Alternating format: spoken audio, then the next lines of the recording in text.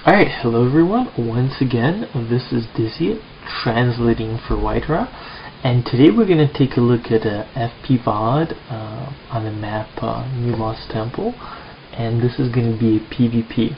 He's a Masters League player with about, a little bit over 4,000 points, and the server is Europe.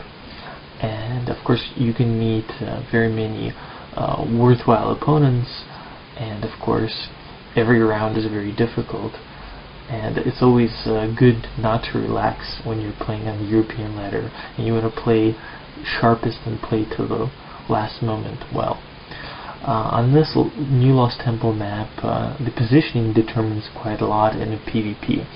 Of course, the typical build orders here are 4-gate, and that is the most popular build order, and a lot of people practice it, but here we're going to be taking a look at a little bit of non-standard build order and how to react to something like that.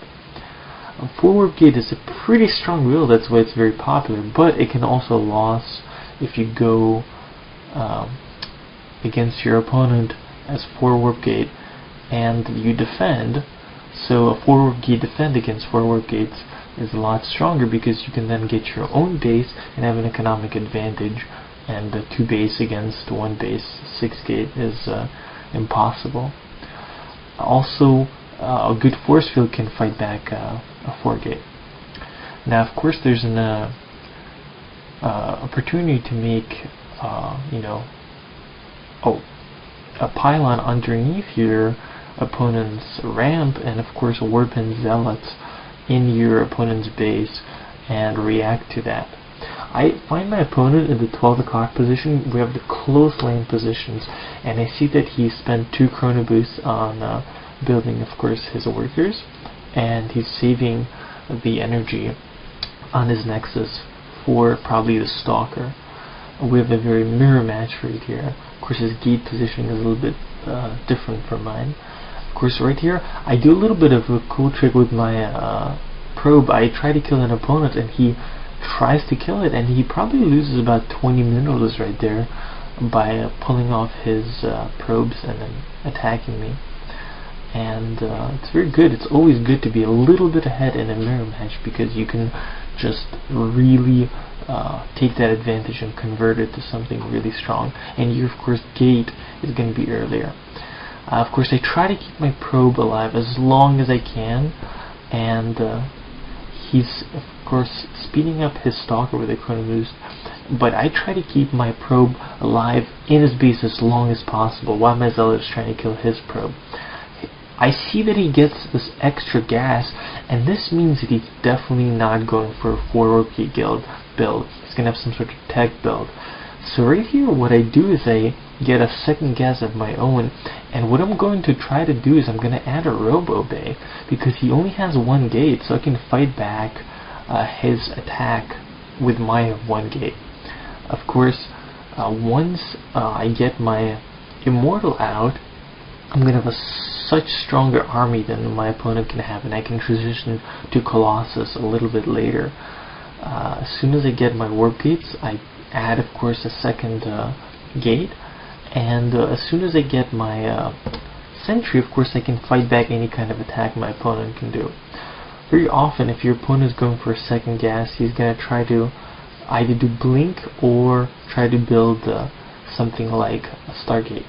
Now right here he has, of course, 2 of his stalkers and 1 zealot against 1 stalker and 2 zealots. It's a micro duel.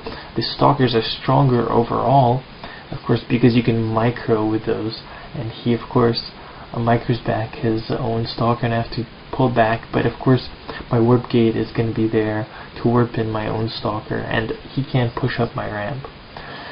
Of course, I've got my robo bay. I don't think he's seen it, and as soon as my robo bay is ordered, of course I'm getting that immortal, and of course I'm going to get the tech so I can build Colossus. Here I add a 3rd gate.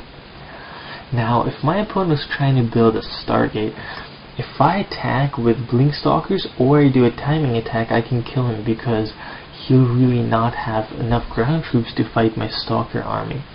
With my immortal out, I'm not really afraid of my opponent's stalkers at all, and the Of course, if he goes for Blink Stalkers himself, my Immortal is going to be there to attack his Stalkers as they blink in. And of course, the way the projectile of the Immortal works is even if the Stalkers blink as the Immortal fires, it still deals damage, unlike projectiles that actually fly, like say other Stalkers.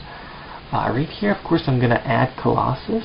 I'm going to wait until I get 2 Colossus, and I'm going to not upgrade range. I'm going to do a timing attack with 2 Colossus.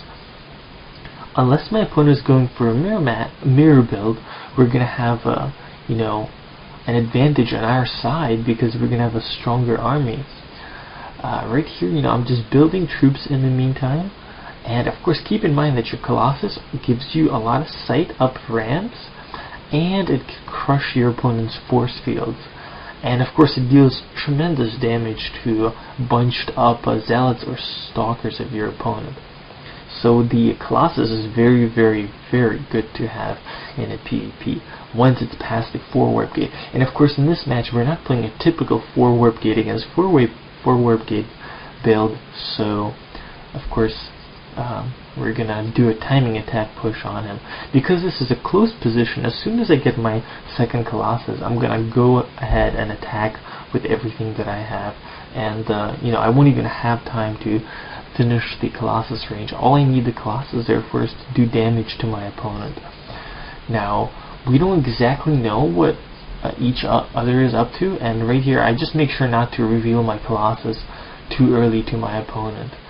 And I build the pylon closer on, but as soon as I get my second Colossus, I push out. And right now, it's just about what kind of troops my opponent has. And I make sure to spend all my warps, and I build a pylon next to his base. And right here, what we're going to do is we're going to position our army so our Zealots are in front.